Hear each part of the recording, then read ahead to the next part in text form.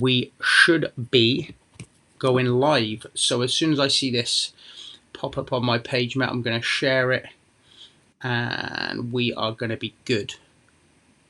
Cool. It normally takes a couple of... we got some viewers coming on. Let me see what is happening here. Should be live. Can you see it yet? Yeah, we got some viewers coming in. Awesome. Yeah, that's there. Let's do this live with...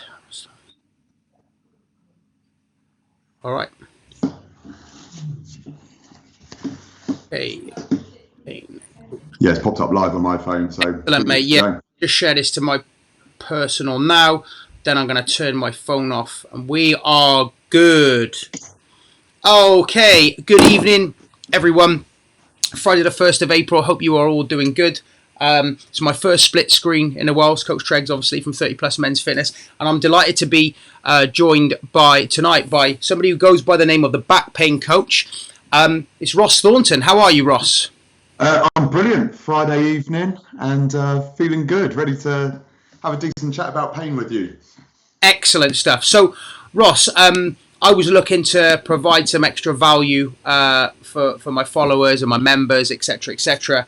And it was actually, you were recommended to me by a lovely guy that I work with. Somebody's in my group coach in the inner circle called Kevin Blythe. And he was like, you really got to get this guy on. Like, Ross is awesome. He's really helped me with my back pain. And I think it would make for a great podcast. So here we is. Right, let's say some good evenings. Kevin says, good evening, lads. Evening, Kev. Good to see Kev again. Yeah, good evening, Ryan. Good evening, Martin Sinclair. Great to have you on, guys. So we're going to talk for about 30 to 45 minutes. Me and Ross connected last week. We really hit it off. Both got good energy. And I think this is going to be great. So, Ross, I mean, it's over to you, mate. Tell us a little bit about who you are and how you got into being a back pain expert. Yeah, so my story was that I never intended to be a back pain expert. It was never what I wanted to do growing up. It was kind of forced upon me because I had to become an expert in my own body in the end. So my story going back was normal teenage kid that in college didn't really know what I wanted to do, but I had an interest in sports. So like my world revolved around sports. I was county level table tennis player. I was playing Saturday league football, college football.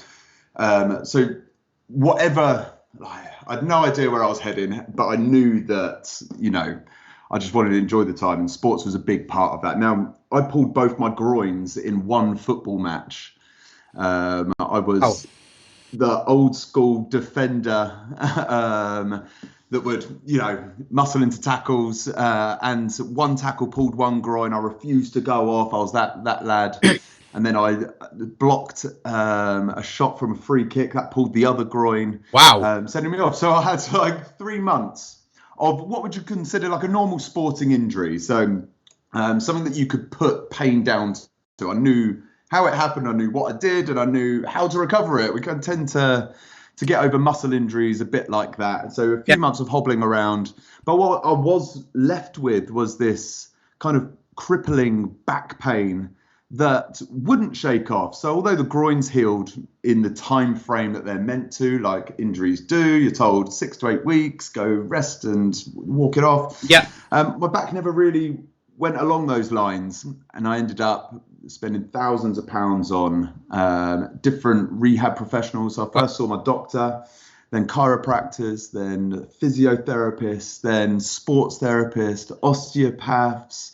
I went down the whole line. I even paid one guy to stick magnets on my back because he promised me that it'd change my negative blood to positive blood. I laugh now. We've all been on courses like that, mate. Don't worry, mate. Don't worry. I would believe anything. I was like, right, this guy seems legit. Like, yeah, sure, take my money, and then take my money. And then when things wouldn't work, I was stuck in this trap of, well, like, Ross, you need 12 more sessions with me. So how old were you? Stop. How old were you with all this going on? I was 17, 18. Wow. So young.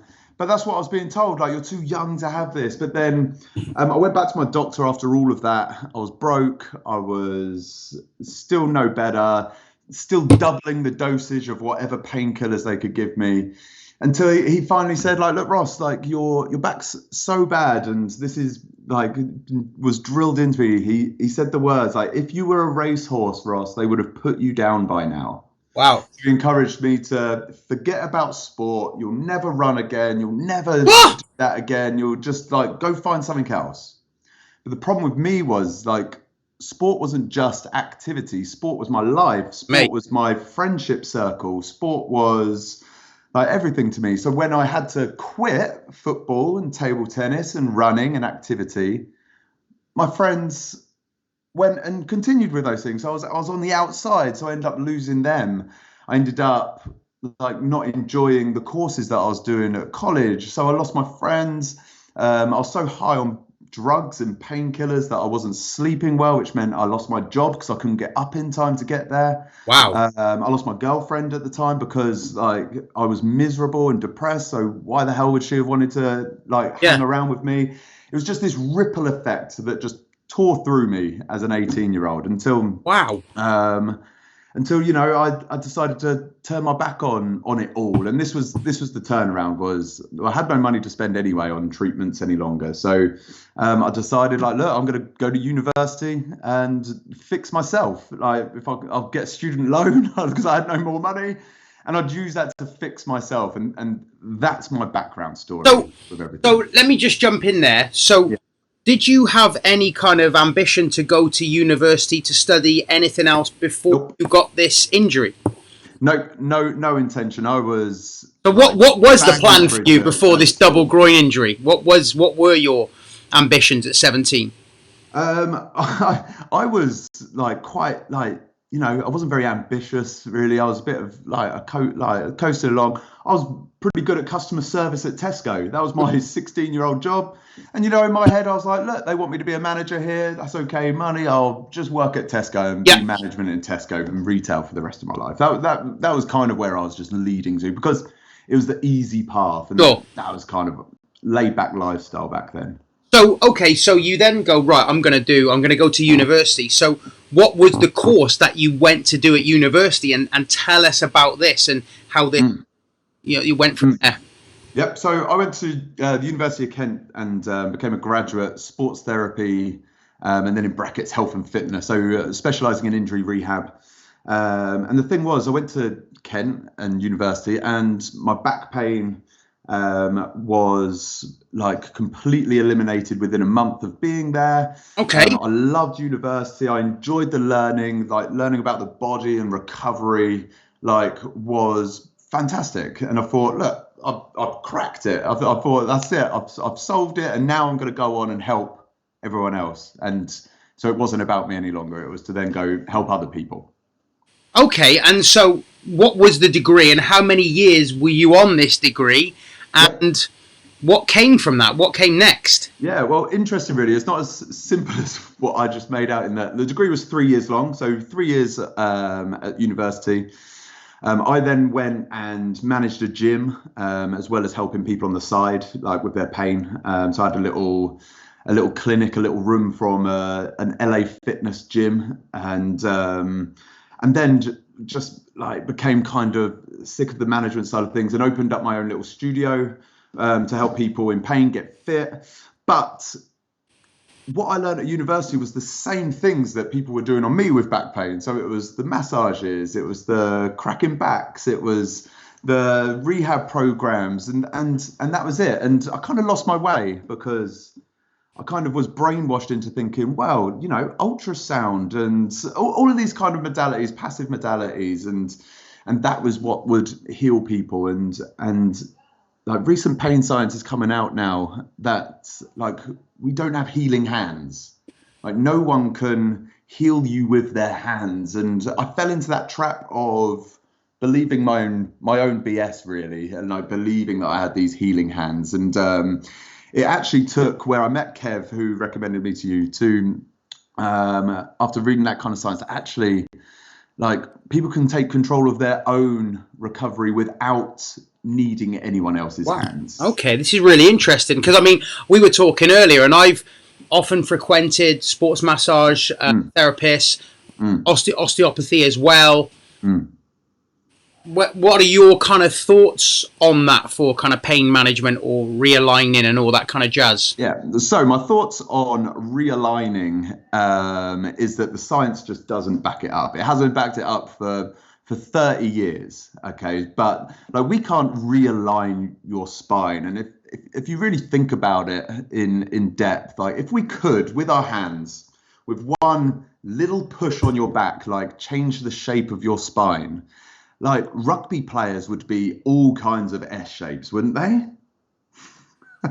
And we got to start thinking like that. And actually, like, all of our bodies are different. We're a bit like trees. Like, all trees are different, but we don't like kind of see them and try and realign trees. Like, we're all different. We're all built different. We've all got slight tweaks in our hips. We've all got one leg longer than the other. We've all got a different skeleton, and it's wrong for us to line you up in front of like that graph that has straight lines everywhere and say, oh, your shoulders are out here, and if you're not in pain yet, you will be, so you have to pay me £40 for 30 minutes of work to realign that. So, okay, so why are most clients, what do you see, why are people coming to you this day and age, men, female, with back pain? What is the reason for them having this back pain? What types of back pain do you see, and what are your solutions for dealing with it? Yeah, so there's two types of back pain. We've got acute back pain, which is an injury like any other that could come from a fall, a twist, a herniated disc, a car crash. Yeah. But then we tend to say, like any injury, an acute back injury, whether it's a disc or any of these scary terms, we tend to give it 3 months to heal, a bit like any injury. So you herniating a disc is very similar to spraining your ankle. It's just like a ligament sprain, okay? Very similar. But we're designed and we're conditioned to like protect our backs more, aren't we? But really, like any spine injury, any back injury is very similar to any injury in the body. We give it up to about 3 months to heal. Now, I specialize in something called chronic back pain, which is when all the tissues have healed. So let's say you did have an accident, a trip, fall, twist, a sprain. The tissues would have healed, but you remain in pain. And that's where I specialize in, because we're no longer treating you like meat and bones held together by skin, but you're actually a human being, and context matters when it comes to back pain. So, for example, there are lots of things that can make your back pain flare up that you might not realize. So it might be that there's extra stress in your life right now. You might be having worker on your back, your boss is on your back. You might be having family problems. It might be financial problems. That causes us to go into this fight or flight, often tense state. And then that can trigger inflammation in the body, causing maybe previously injured tissues, like in your back, to start flaring up again. Interesting.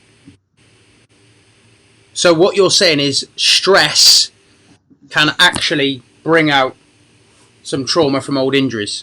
Absolutely. So think of it very similar like a headache.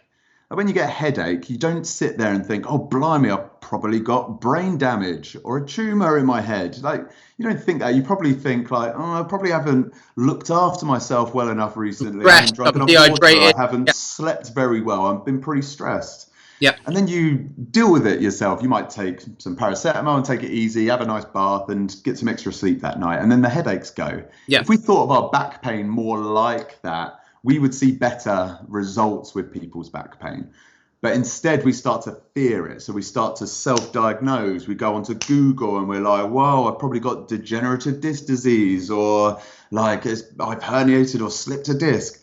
And then this fear makes us tense up and protect. Sure. And then every movement after that, like we pick up a sock off the floor and we're like, huh, and we're tense and we go and pick it up and we go and pick it up. You know what? This is really interesting because like we're going to come on to this, but just to jump in, it's like, you know, having coached kettlebells for over a decade now, like I have to really kind of, one of the first things I do is I have to eradicate the fear of saying that, hey, this targets your back and your posterior chain, because people kind of go, like that, and Yeah, they're like, man. "Oh, am I gonna?" And I'm like, "Well, you know, imagine if we train your legs will ache. You might Yeah. get a bit of a dull ache in your back, but we're Yeah. strengthening that." And actually, it really, when I think about it, it's something that is almost built into my script when I introduce people to kettlebells for the first time, because they're so inherently nervous about hurting their back. And interestingly enough, as I mentioned, like, so stress can cause extra back pain. Well, fear and anxiety can cause back pain. So back pain is more of a danger signal from your nervous system. It's to protect you. Okay, and it's really good at it. So if you go into lifting a kettlebell with the fear and the anxious thoughts that this is going to hurt me, this is going to hurt me, this is going to hurt me, this is going to hurt me, you're actually more prone to back pain, because your nervous system is just going to go into this alert state, this fight or flight, and start sending pain, and it's desperate attempt to try and stop you from doing it. So if you've got somebody that comes to you, they've got acute pain. Okay. Yeah. Oh, give us a case study. Give us a real life example of somebody that's come to you with acute pain. They've maybe been told, "Hey, you can't do this." Tell us what you do with them, which goes against what conventional sort of therapy. Yeah. Absolutely. So the first thing that I do, so for example, I'll use the same example that I used with you earlier, Tregs. I'd a guy come to me who, on the face of it, you would see him be like, God, he should not be training hard. So a guy called Rob, fantastic guy, running a huge business, got a big family, so 3 kids, so super busy. And he came to me with really bad back pain. He couldn't even get his leg over his bike when he wanted to cycle. He was really struggling with walking. He was struggling with seating at work, all of it. Back pain was just dominating his life. Well, we went over, and this guy's got a history of arthritis throughout his whole body. Only one working lung, so he was told that like he wouldn't be able to do any cardio exercise ever. He's got Crohn's disease, so naturally like kind of quite inflamed in the digestive system.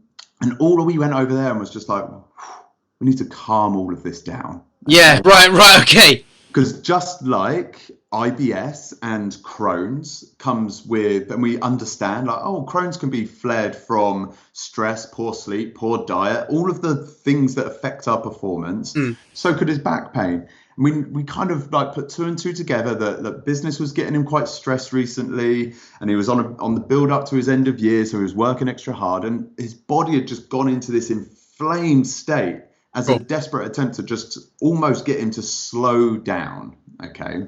So on our first session I did with him, like I do with anyone, and I recommend this, anyone watching, if you've got some pain, like get up right now and honestly practice this. It's going to be a good one for you. Okay.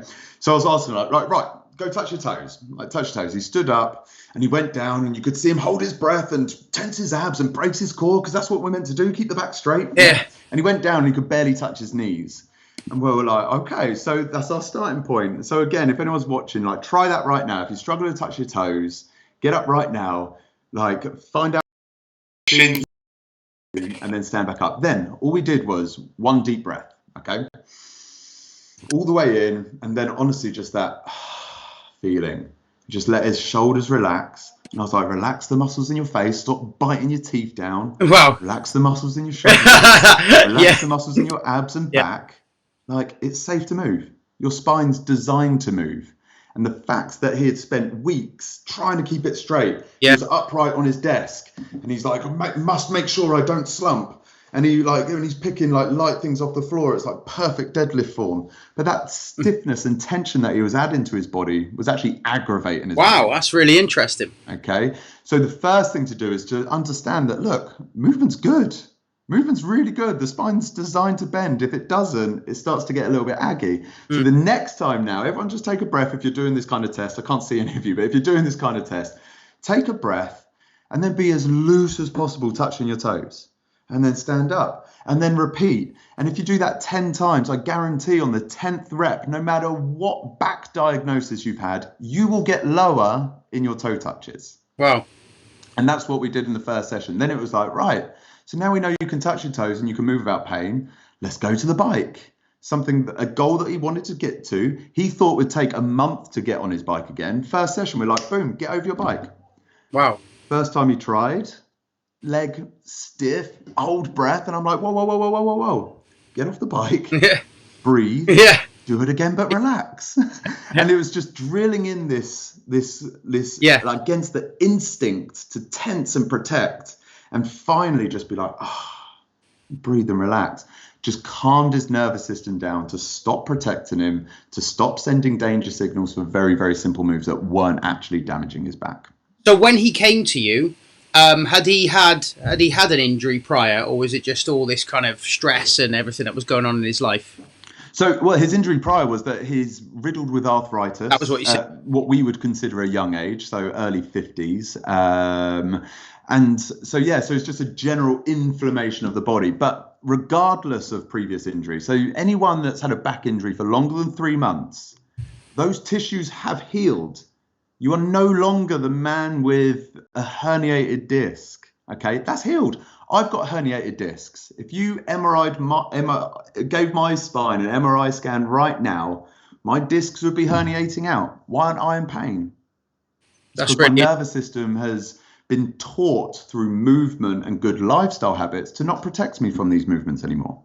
So, okay, so let's talk about the average day-to-day over 30s man. You know, Yep. The reason I wanted to do this is because obviously, back pain over 30s man, it goes together a bit like sort of butter on toast. Do you know what I mean? So why are busy over 30s men, let's layer that. Let's build a little bit more into that. Why are they getting back pain? Is it inactive glutes? Is it they're sat down all day? Is it they got shit posture?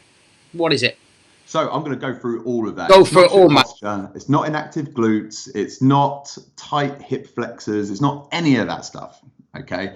But what we see is we see this kind of bell curve effect with if you imagine age across here and pain across here on the X. So this bell curve. So as we start hitting our 20s, back pain starts to rise, and then we start hitting 30s, 40s, and 50s. Yeah. Then we start to see cases of back pain going down when people start hitting 60 and 70 and 80. And if we went by that narrative of inactive glutes, like there's 80-year-olds with like very, very weak glutes. Mm-hmm. Why are they in less pain than the 30 and 40-year-olds? And then we blame the core, like your core's not strong enough. Well, why are like the 70 and 80-year-olds in less pain than the 30 and 40-year-olds? And look, there's many, many factors. But for me, we start to hit our 30s, we start to have families, work. We tend to work hard. We're earning more money. We've got more responsibility at work. We tend to work longer. So what's happening? We get less sleep. We start eating poorly because we're dedicating ourselves to our families and our work. And we convince ourselves that the grind and the hustle is the way to be. And so we start to see stress levels rise. Yeah. And interestingly enough, more back pain, right? Wow. Does that make sense? Yep. And then we see the retirement age. Oh, pain starts to drop again. Stress levels lower, more time to sleep, more time to have a social life and actually enjoy things. And this is actual official statistics on back pain. These are official statistics, and I'm happy to, if anyone wants to ask in the comments, I'm happy to start sharing some of the research studies and the papers. I'm more than happy to get in the comments and share some research studies. So it's not just me, talking. So you think it's a lot of lifestyle factors at play? Yeah, absolutely. So I know, look, the first thing we do with all of our clients is we look at what are you doing during the day? Okay. And if you're not moving enough, so if your steps are below 7,000, yep, like you've got to move. Like that motion in the hips gets blood flow to the area, calms the nervous system down. That's what we want. We call it ischemic muscles. When we're sat at office desks for too long, the blood flow reduces to the area. The nervous system starts to be like, oh, heck, we need some blood flow. I'm going to send pain to get you moving. So it's just a signal from your body. Very similar to if you're stood at a cliff edge, your brain starts sending you vertigo and like racing heart rate to get you to move back from the cliff edge, you madman. Like, this is dangerous. Yeah. That's all pain is as well. Just like fear works, it will send pain to get you to change your behavior. So if you're sat at your desk and you're getting back pain, it's trying to tell you something. Either get up and move, start walking around, do some toe touches, do some easy squats, just move for a couple of minutes, and you're probably going to start to see the pain start to drop. Do that more often, and pain will be a thing of the past. So we look at lifestyle factors like that. Yeah, movement, and then we look at sleep. If you're not getting enough sleep, you're not recovering. Okay, so we know that you need the full cycles of 7 to 9 hours of sleep for your brain to recover fully, for your body to recover fully, so then you can push it the next day. Yeah. If you're getting 4 hours of sleep a night, then your body's not getting the recovery. Yeah. And this tends to be why we see new mums get more back pain. Wow. Blame it on their posture and their weak abs after labor and holding the baby on their hips like this.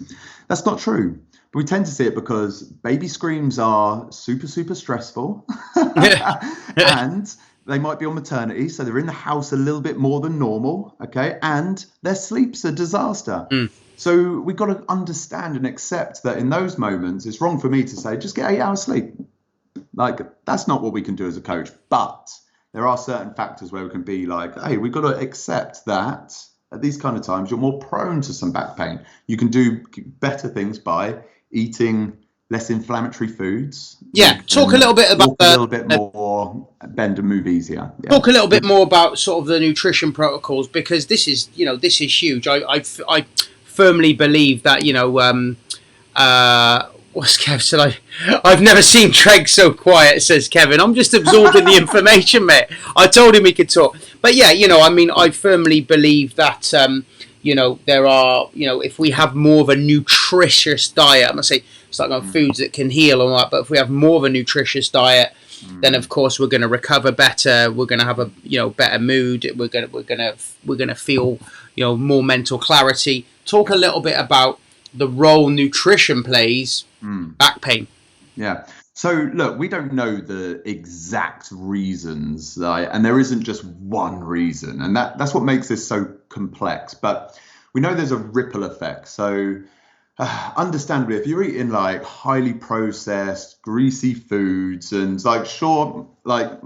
we all know with flexible dieting, you can get away with bits. Of course, it's not about reducing all of those foods. Yeah. But we know if your diet's wholly made up of those kind of foods, that one, you're not getting enough protein into your diet. So we know protein is the macro for recovery. Okay. But two, there's a ripple effect. We start to feel groggier, which means we move less, which means we sleep worse. And then it's the ripple effect, because then it's probably the moving less that then triggers the back pain. So it's more of a rippling effect as to why our nutrition it doesn't have to be perfect, but just enough to make us, kind of recover better. And we see this with these huge calorie deficits, like people eating, like men eating 1,200 calories a day. And like, if you're on such low fuel, your body's fatigued, you're going to move less. Yeah.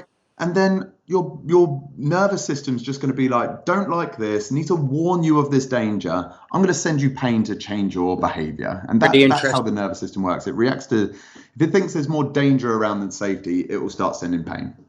So we've got Mike here says, I know you can't see the question or the viewers, but Mike, one of my online clients, says, that makes so much sense. I spent a majority of my late teens and early mid-20s on strong painkillers for back pain, but I was 8 stone heavier because I wasn't moving a lot and was struggling with anxiety and poor sleep. Now I'm on a much better trajectory, less anxiety, less weight, better sleep, and my back pain is almost non-existent. I love that. And look, it's no coincidence that the majority of people that I work with are in that kind of personality type. So the overthinkers, the people pleasers, the perfectionists. Okay. And it sounds crazy that a personality type is more prone to back pain. But we know with those personality types that they're often overwhelmed, overthinking, which raises their nervous system into this fight or flight state again, where they're looking for dangers and they just don't recover. And then the nervous system just starts sending pain as like an alert to just be like something needs to change. I think that going slightly off topic, when we look at modern day lifestyle, you were saying, you get into your late 20s, your early 30s, you're working harder. Like, it's literally not set up for us to be fucking healthy, to be fit, to move. It's really not. And when you understand that is when you can, obviously in our profession, this is what we teach, and it's when you can actually help somebody with their lifestyle, from changing their nutrition, making them do more steps, drink more water, get to bed earlier, that is fucking life changing. But society is not set up. It's not set up to support conventional dieting. It's not set up to support healthy living. It's not set up to support us being think about how many people that during the pandemic that switched online. We did as well. But I've gone from, I noticed that, Ross, right? I easily do, now I'm back in the gym, 15,000 steps a day. That ain't a problem.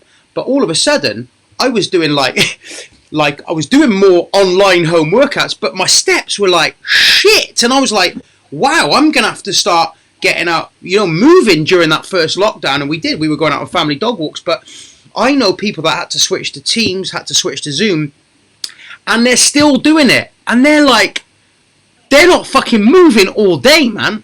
Nope. And it's a knock-on effect of that. So we know, again, that people with thriving social lives are less likely to suffer with pain. So, being out of the office, and, the more lonely you are, the more likely you are to suffer with pain. So, it's no coincidence that over the lockdown that more people are suffering out there. Because, like you say, nothing has been built in a way to support our healthy lifestyles as a 30-plus man. And unfortunately, it's a world driven by money, and we see that often our healths are left behind. Yeah. I mean, I work more so now. I mean, I'm 43 now. I tend to have more guys that are coming to me that are 40 plus in their 50s, and just like yourself, we meet a lot of successful people. Obviously, if people are coming and they're paying for one-to-one, or they can invest in high ticket group coaching, they've got money. But some of the most successful people I see, turning up in their ranges and all that, they're the ones in most pain. They're the most stressed. They're fucking not sleeping. And you're like, wow, I get that. Yeah, I get that. But you got to sort this. Otherwise, I say to people, like, it's cool. But what impresses me even more is that you can do that and you're fucking healthy. And actually, that comes onto a great topic, in that when someone has that busy lifestyle, isn't it understandable that they're looking for the quick fix? Because they're looking for something that isn't going to affect their current lifestyle, because that is their norm. But just like you do with fitness and weight loss and building muscle, it's like, whoa, you can't continue living this way. This is causing your unhealthiness. I have to have the same conversations. So with the people that are asking you what's the best supplement, those people are the same ones looking for the best treatment, the best chiro, the best click, realigned, out the door, I'll continue living as I am. When actually we should all be having the conversation, just like you're having a conversation with your clients about weight loss. I'm having the conversation with my clients about pain. It's the same journey. It's like, look, if you continue going down the line you're going, you will be stuck in this trap of, you're saying, buying supplements and Juice Plus and all that kind of stuff. And I'm saying you'll be stuck in the cycle of being that person that's having weekly massages over and over again. You'll feel good for a few days, and then the pain comes back again. Really interesting. We've got a comment here from Martin Sinclair. He said, I had a microdiscotomy in 1997. I wish there was more knowledge like this. I'd have gone down this line rather than surgery so quickly. Yeah. We and I'm sorry that Martin had to go through that, because we know the success rates with surgery are very, very poor. There's even studies out there that are comparing. There was one that came out last year on shoulder surgery, and they did a placebo shoulder surgery. So they had a group of people with shoulder impingement go through the normal surgery to unimpinge the nerve. They had a group that did normal rehab, so no surgery, and they had a group that had a placebo surgery. So they took them into the theatre, put them under, made an incision, but didn't do the surgery. And they actually found that they all healed in a similar time frame. Wow. Powerful, right? Wow, that's incredible. It's an incredible study. And it just goes to show that, why, I'm sure there's conclusions that you can take from that. Why I think that was the case was, I think surgery is only successful with back pain simply because it takes someone back to then do the basic level of rehab that maybe would have been too boring for them if they didn't do the surgery. That tends to be what I think. But surgery is less than 50% effective in back pain. So like we should be avoiding it unless there's fractures or cancers. Wow. And apart from that, like surgery just is not a route to be going with back pain. So Naomi, one of my great friends and clients, she's in my ladies online program. She said after a fall which triggered sciatica, it was found I'd got an old break in my lower back from a previous incident. Since joining Body Positive, that's my ladies brand, and losing 3 stone, I hardly ever get back pain now. Yes, I love stories like that. That's what we're here for. Yeah, that's what we do. Taking control of your own journey through exercise, nutrition, good lifestyle habits, and stress management. Simple as that. I think it's really interesting because I've never done a live chat with somebody that specialises in kind of pain management. But actually, when you look at it and just coming from this conversation, it's blatantly obvious, isn't it? You know, if you lose weight and you get healthier and you sleep better, you're going to feel better. It's like, you know, I meet a lot of guys who they'll say, Tregs, I want to run. And I'm like, cool. You're talking to a guy that was a cross-country champion in school, loved my long-distance running, was doing all kinds of, you know, long-distance events before my kids come along. And then when my kids come along, we had 3 years of no sleep, hospital visits, and I was pulling out of races the night before because I was fucking exhausted. And I was also gained 2 stone because I was just so tired. I was eating, I was stressed, all that kind of shit. Yeah. And then when I did try and go out and run, my hammies would tighten up, I'd pull a calf, I'd have back pain, And then obviously when my kids started to sleep through and I got back on track and I got leaner again, I was able to go out and run pain free. And I always say to clients, listen, when you are like light enough, you will enjoy running a lot more than if you try and go out and run now because you're looking at running as some kind of fat loss tool. Like, understand there are other ways to lose weight. I'm not saying don't run. Like, I think running is great. I've just done a couple of half marathons over the last couple of weeks. It was a great challenge. I love that. But I sort of say to the bigger clients, look, you can walk your way to weight loss just by tracking your calories and getting your steps. When you get to a point where you're 10, 20 kilos down, you go for a run then. You're going to feel fucking completely different. In fact, I was with a client today, Simon, if he's watching, who I've been training for about 4 or 5 months. He's lost 2 stone. He's looking great and he's got a great engine. I said to him, Simon, you know, you should think about setting a challenge. And there was a couple of spaces come up for the Cardiff Half Marathon and I was trying to push him into it. And he's like, look, mate, it's a bit too soon, but I'll definitely look at the one in October. And I'm like, look, you'll be light enough. You'll be 3.5 stone down. You should definitely do it.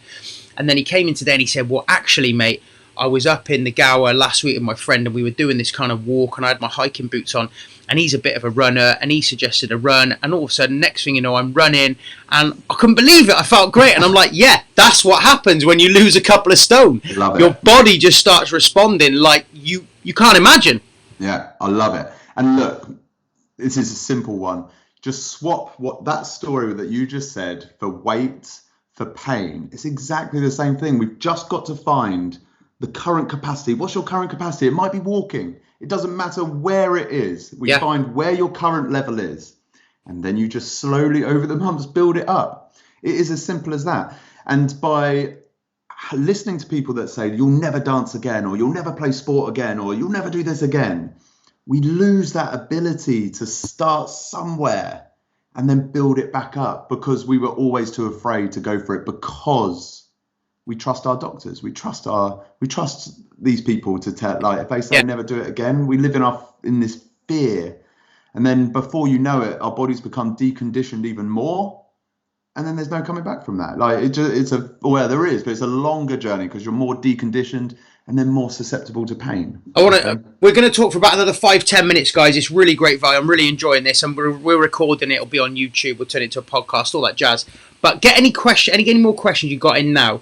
But actually, I wanted to touch on that, Ross, because what's really interesting, it really frustrates me, is when I speak to somebody and they say, I've got a bad back, I'm going to go to my doctor, and I'm like, What are you going to your fucking doctor? What's he going to tell you about your back? He's going to take this and rest. Yeah. And like, don't get me wrong, I am a fan of a sports massage, and I've had osteopathy and all that. But I will say, I have said in the past, like, look, don't go to your doctor, go and see an expert. But let's go one step further. What should somebody do if they got back pain rather than go to a doctor? Yeah, so like if you think about it, we hold like doctor status up here, but really a doctor has a vast amount of knowledge. They have to learn about like all sorts. Yeah. So their musculoskeletal knowledge, like they've maybe done a few modules on it during their training. Same with nutrition. I've got doctor friends who were saying we barely cut, like it's 2 days on nutrition. So you end up going down this pipeline where you're stuck on a waiting list to get referred onto a physio, let's say. That physio will scan you. Again, we know that you are more likely to suffer back pain for longer if you've had an MRI scan. Because the knowledge of knowing what your spine looks like and being told all these scary terms like degenerative disc disease or there's a little herniation here leaves us in fear for longer. Okay, so actually, like, we do not want to go down that line unless there's a fear that there's cancer or a fracture in your spine. Then do not go see the GP. I don't mind some short-term like pain medication. I don't mind that. If it gives you a short window that then gets you out of bed so you can walk again, I'm fine with that. But what I'm not fine is like pathologizing and just making more out of back pain than it actually is, because it leads us down this horrible route that ends up with surgery, just like Martin said earlier. Yeah, Martin's actually asked something. He says hot water bottles or wheat bags to relax the muscles. What are your thoughts on that?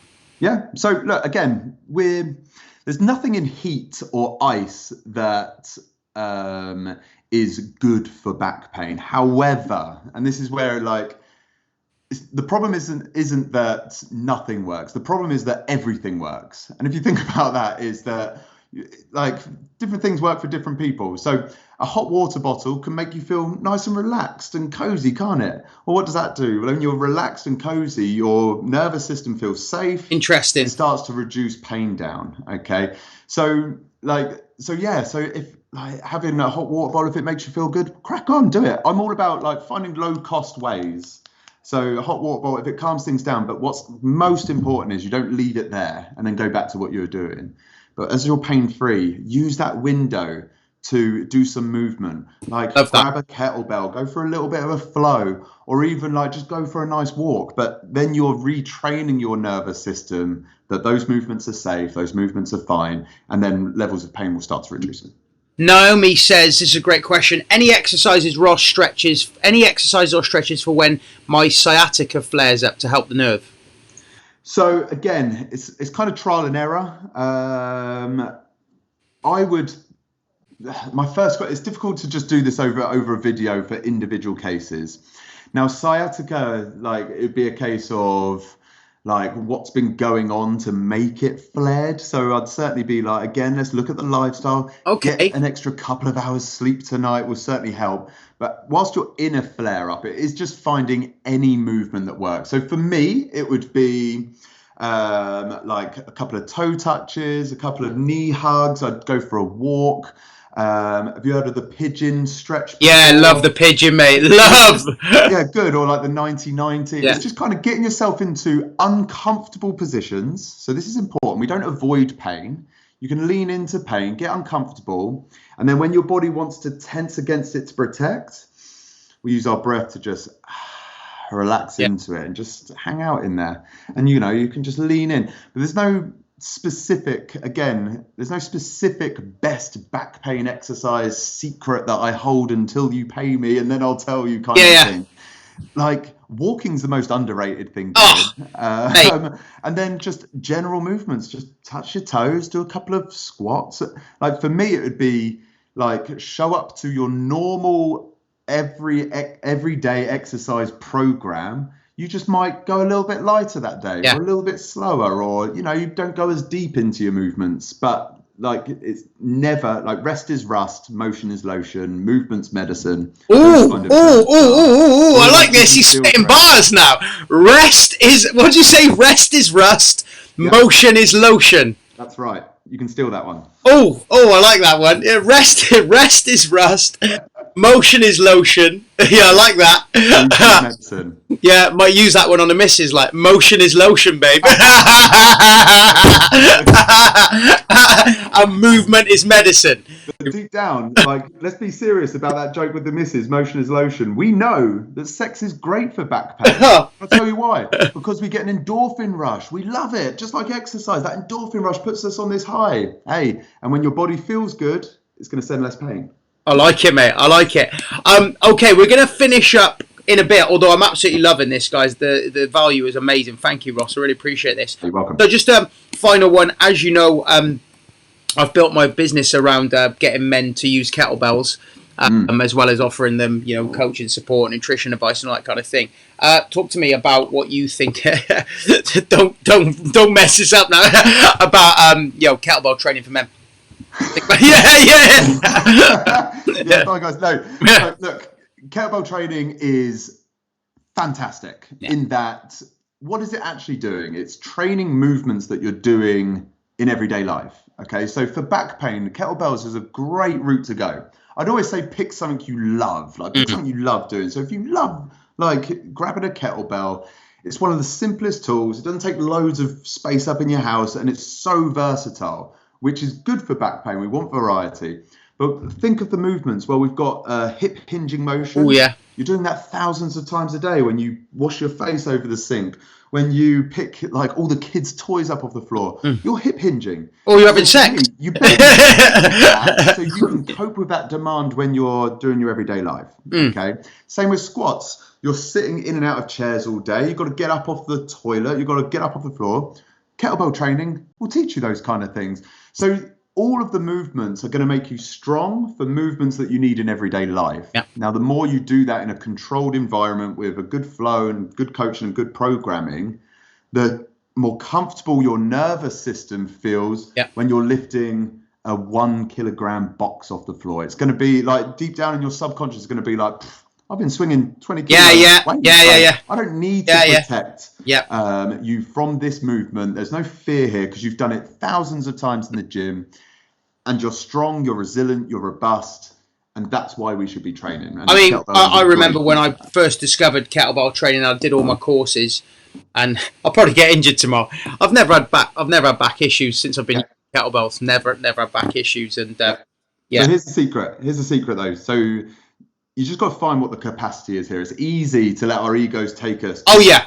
Okay, and that is the only time that you're going to start seeing pain and injury is if you grab a heavier kettlebell, you've had 4 hours of sleep the night before, you've been working your nuts off at home, but you also the family's stressing you out, so you're like, sod this, I'm going to the gym, and then you go and take out all your frustration on a kettlebell workout. That is a layered approach that's going to start leading to injuries. So it's not the kettlebell that's causing that. Let's look at context. It's the build up to to all of that. So you know what? Find a level that works for you, build it up slowly, you'll be safe as anything. But funnily enough, when I have maybe tweaked a hammy or something in the past, is when I've probably been running and I haven't had as much sleep, and I don't really drink anymore, but if I've had alcohol the night before. Can we just quickly touch on alcohol and inflammation and recovery and how that ties in with sort of back pain? Yeah, so alcohol is, it's been known to, it's a poison, right? So our nervous system can defend against that. That's why we get headaches. Like dehydration, there's poison in your body. Headaches is there to stop you and take it easy until this poison's out of my body, okay? Yeah. So, but also alcohol, what's the ripple effect? Well, you've got that in your body, which means you don't sleep as well. You don't go through all your sleep cycles. Which makes you groggy in the mornings, which probably makes you pick the wrong breakfast, if any breakfast, because you feel a bit queasy, which then makes you make poor decisions throughout the day. You're going to move less because you're going to be watching the next Netflix series the next day. So it's not just the alcohol itself that might cause less blood flow around the body and things like that, but what's the ripple effect? That's what I want to leave everyone here with. What's the ripple effect of your decisions? And it's not saying alcohol's the devil, of course it's not. But it is understanding. And this is, so my last injury, I thought I tore my glute. I was squatting heavy The day after my birthday, I had 3 bottles of red wine and 2 Colin the Caterpillar cakes. So that was my nutrition going. Yeah. I was at work and I'm doing 1 rep maxes. I'm an idiot. What you doing? Yeah, what you doing? Yeah. I thought I was feeling good, and then suddenly, like, bang, this like kind of twanging motion in my glute, which I thought was a glute tear at the time. So it sent me crashing to the floor, weights everywhere, embarrassed in the gym. Yeah. Could barely walk afterwards. However, 4 days later, I was back squatting again because I understood the process. I knew that, this isn't actually an injury. This was my nervous system telling me off because I was doing too much on the wrong kind of lifestyle. So, I love that. Like I say, within 4 days, easy movements, calm breaths, I was back moving again. Amazing. So we've had some great numbers tonight. Loads of fantastic comments. Ross, we're gonna finish up. We've gone over what we said. It's been great value. I've loved listening to you, mate. I think you're a great guy and some really interesting points. Just before we finish up, tell the people where they can find you on social media. Yeah. So the best place to find me is Instagram. So I'm at back.pain.coach. If you've got any other questions, do reach out, DM me. I love DMing and talking with people and answering their questions, especially if what I've said is a bit completely opposite to what you've heard before. I'd love to back that up with some research and science to send you so you can read up on it and get some extra resources to help you if you're suffering with any pain. So guys, look, if you follow 30 Plus Men's Fitness, Coach Tregs on Instagram. I've been tagging Ross recently, and I've just done a few little stories tonight. Just give him a follow. He's a great guy. He's got great energy. He's got some great information. Ross, I've loved this. Okay. Thanks so much. My absolute pleasure, and I really enjoyed speaking with you. We'll sign up. We'll sign off now, and then we'll have a little chat afterwards. So, guys, thank you very much to everyone that's tuned in. That's been myself, Coach Tregs from 30 Plus Men's Fitness with Ross Thornton, the back pain coach. Really interesting conversation. If you're watching this back on YouTube or on the page, make sure to give us a like. If you're listening to it on iTunes, make sure you leave a comment, give us a like, and give it a share. We really appreciate it. So have a great evening, and I'll see you guys at 7:30 in the morning because I'll be live with my kettlebells. Cheers, guys.